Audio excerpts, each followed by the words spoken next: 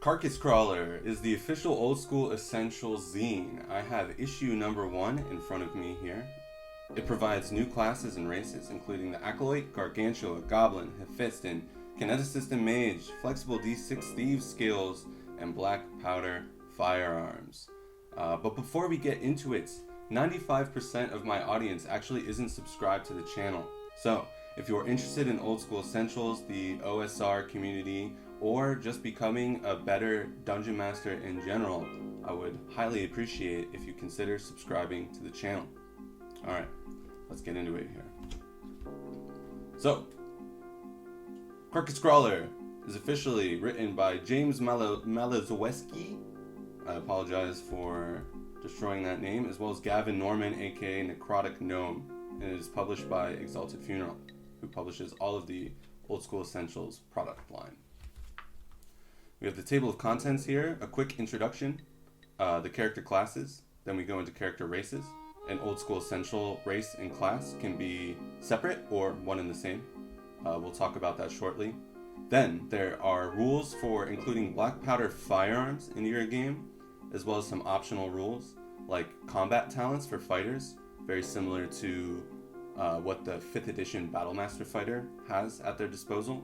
D6 thieves skills, which make thieves playable, and a little section on adjudicating thieves skills, which we'll discuss as well.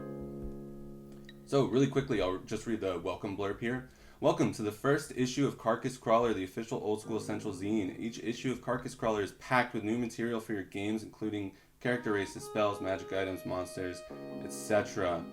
Yeah. Of course, Carcass Crawler is compatible with Old School Essentials, which means it is also, by extension, compatible with basically any OSR game or any RPG that is based on B&X D&D. So, Morkborg, Labyrinth Lord, White Hack, Black Hack, Basic Fantasy, etc. It's all going to work here. In fact, if you're playing B&X D&D, this would work as well. And then we have some very cool arts of some of the new races and characters here, hopping over a stone wall, which I really enjoy. Okay, so the character classes breakdown here.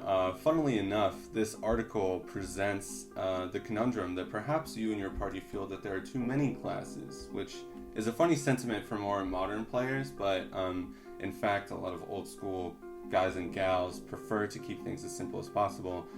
So this is just reaffirming that Old School Essentials is a very modular system, meaning that you can pluck anything that you want from these zines and put it into your game. It's not an all or nothing affair, and in fact you could ignore all of this if you want, or you could just take goblins, for example, and pluck them in your game, no problem. We have some art here of an acolyte failing to turn undead, clearly, which is pretty funny. So yeah, let's get into it. Let's check out some of these new classes here. So first we have the acolyte. Acolytes are adventurers who have sworn to serve a deity. They are trained for battle and can channel their power, the power of their deity. So frankly, acolytes are very similar to paladins. When I first read this magazine, I thought to myself, what is the point of having an acolyte if we have clerics and paladins? And from what I can tell, essentially, an acolyte functions more as like a zealot. Someone who is so dedicated to their god, so dedicated to their deity that they're willing to die for them. And so they do have access to some divine magic, and then they have access to all of these acolyte skills. Some of them are quite similar to the cleric and the paladin, like Bless or Turn Undead, and some of them are a bit more unique. They also have access to healing.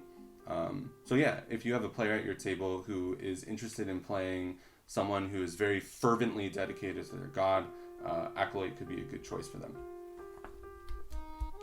The Gargantua. Known as the big siblings of humankind, Gargantua are demi-humans who stand about 7.5 feet tall and weigh 550 pounds on average. The Gargantua are basically the OSE version of Gargantuan from official Dungeons & Dragons. They are big, giant ogre people. They're really fun. I have a Gargantua that plays at my table. We have a lot of fun with them. He really leans into the kind of big, dopey but lovable trope.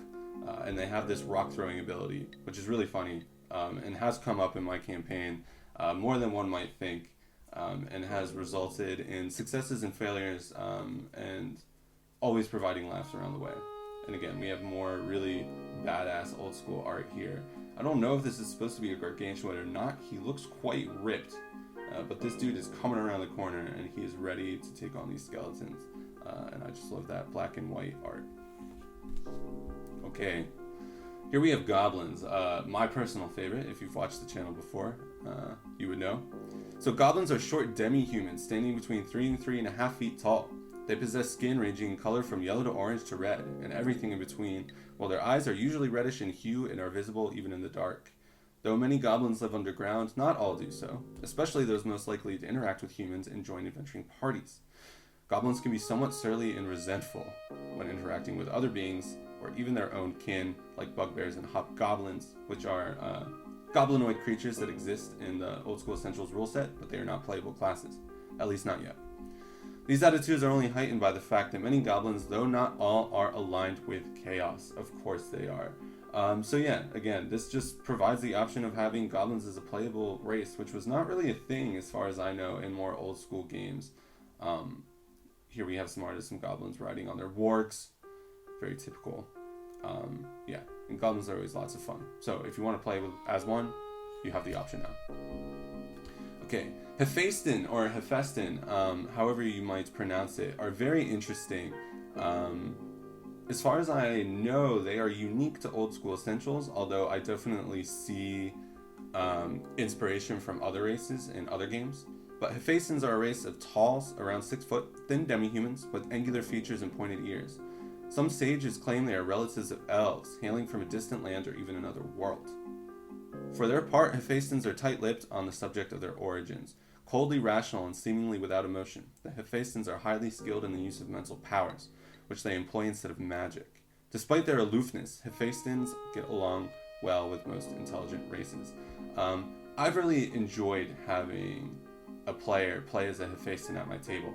I've actually chosen to sort of reflavor the hephaestin, so mechanically we use this class basically rules as written out of the magazine, but I've changed the name of the race and I've made the lore fit in with my homebrew world, and my player who is playing hephaestin has been nailing it.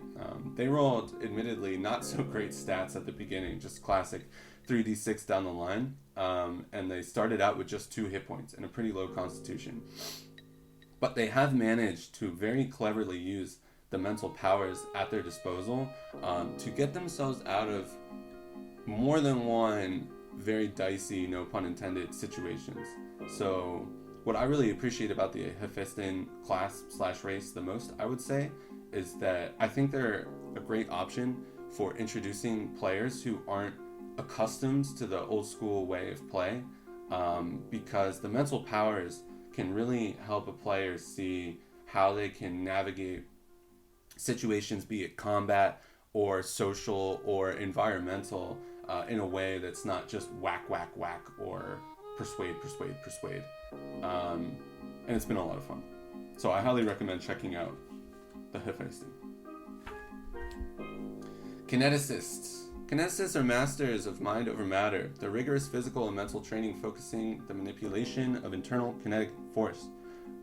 Essentially, the kineticist is basically like the space magic from Mass Effect. I can't recall what it's referred to in that game, but you can see here in the art we have a woman here.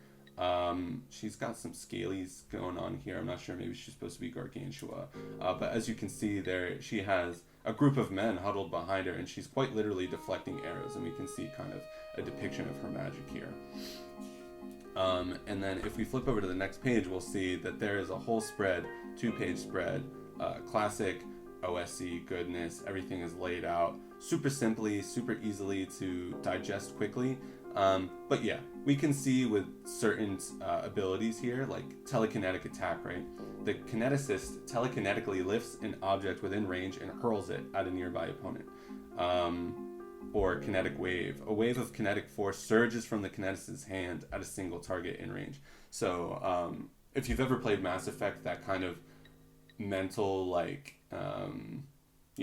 mind power, space magic, or Half-Life as well. It's very reminiscent of that. The mage. Mages are adventurers who study the secrets of deep magic, making them powerful allies, I should say. And what makes mages unique from other magic users is that they cannot memorize spells, so they don't have spell books, but they can cast spells from scrolls.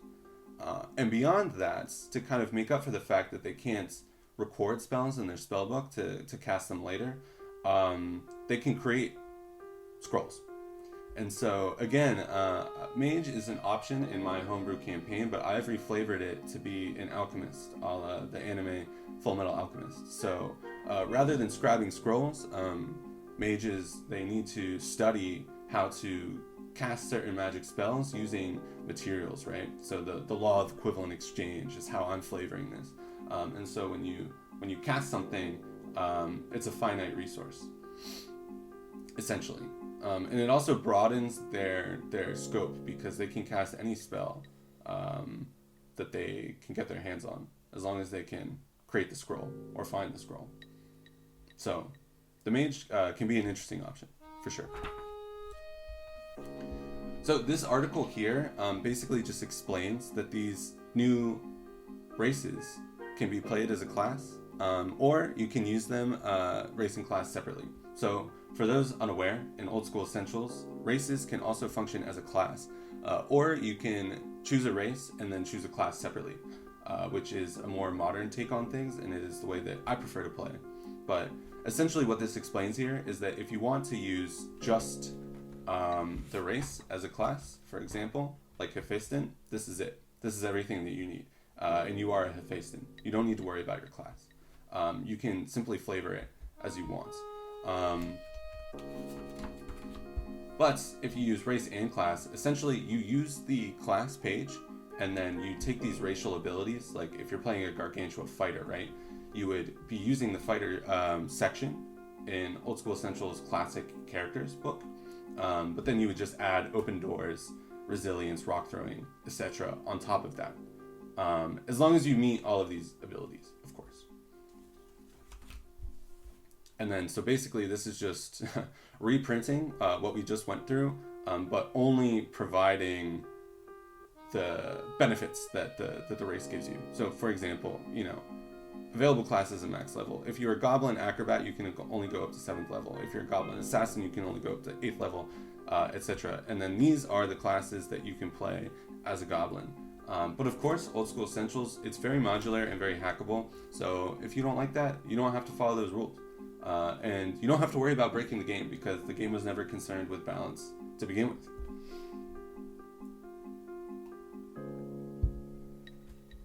Black Powder Firearms are one of my favorite additions to the games. My homebrew world is loosely based on, around 1800s. So it's a flintlock fantasy setting, I should say. So I really enjoy adding firearms to my game. I know there's a lot of people who are purists and they feel that guns don't belong in their fantasy roleplay, which is, totally fine. You don't have to use it. So here we can see basically there's 3 different flavors of firearms here: matchlock, wheellock, and flintlock. They don't have any mechanical properties to them. It's just for you to kind of help flavor your world. So like I said, I'm basing my homebrew world more between the flintlock fantasy realm. So we have flintlock guns in my game.